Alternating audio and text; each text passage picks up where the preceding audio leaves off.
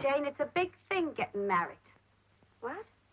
I said it's a big thing getting married to somebody. Well, sure it is. You gotta prepare for it. What do you mean, prepare? Well, I was just saying marriage isn't all roses, you know. Well, who on earth ever said it was? You gotta look before you leap. Look, Ma, I've known Ralph 3 years, and I wasn't saying you didn't know him all right. I was just saying that marriage is a big thing like some girls don't know nowadays. And you gotta make sacrifices. And when the children start coming, you gotta put them first ahead of everybody. I know, Ma. Oh, and you can't go throwing money around. I hope you got more in your pa and me, but if you don't go throwing it around. No, Ma. And then one day you'll find out a lot of time's gone by. And you'll wake up knowing this is the way it's always gonna be. Just like this. Day after day, year after year. Just the same. And that's why being married's such a big thing. A woman who has to make a decision, actress who has to make a decision, shall I play the mother of a teenage girl or boy?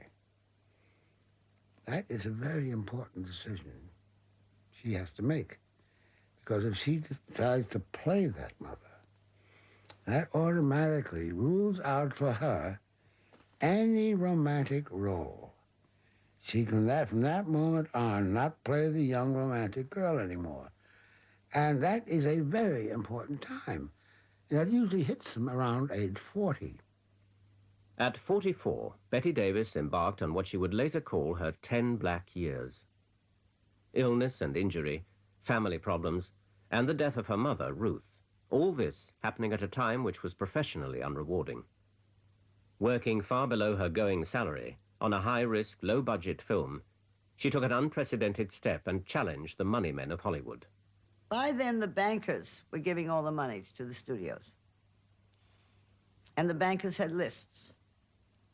And if you weren't on the list, they wouldn't give the studio any money, even if they cast you. And so this was an employment ad, written just like an employment ad. Divorcee, mother of 3, more affable than recommended. 30 years' experience as an actress in motion pictures. Mobile still, and more affable than rumor would have it. Once steady employment in Hollywood. Everybody begged me not to put it in the Hollywood Reporter, but I did. And it was quite a day in Hollywood that day. It was fun. The low-budget, high-risk venture was called Whatever Happened to Baby Jane. It put her back among the box office stars and won her 10th Oscar nomination for Best Actress. Her 10 black years were over. Once again, she had overcome the crisis of middle age. This life begins at 40 is perfect nonsense. It does not. 60 was pretty rough. I was given a very huge birthday party, 60.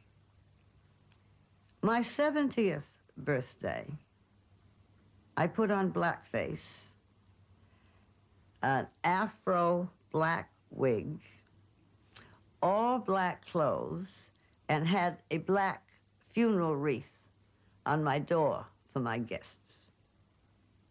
70 is awesome. I would like always to be doing something, not just sink back and say, well, I've done it, I've made it, and now I'll just go on cruises and do all this kind of... No, I love to work. You see, that is really what my survival is, I think. Woodrow Wilson, Genghis Khan. Every now and then there is a part that I say, oh, I wish I was 30 or 40 years younger. Would I love to play that part? Turn your back.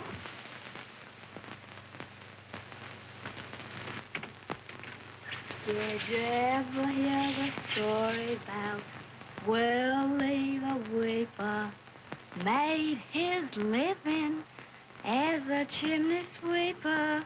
He had the dope habit, and he had it bad. Listen while I tell you about a dream he had. Marvin.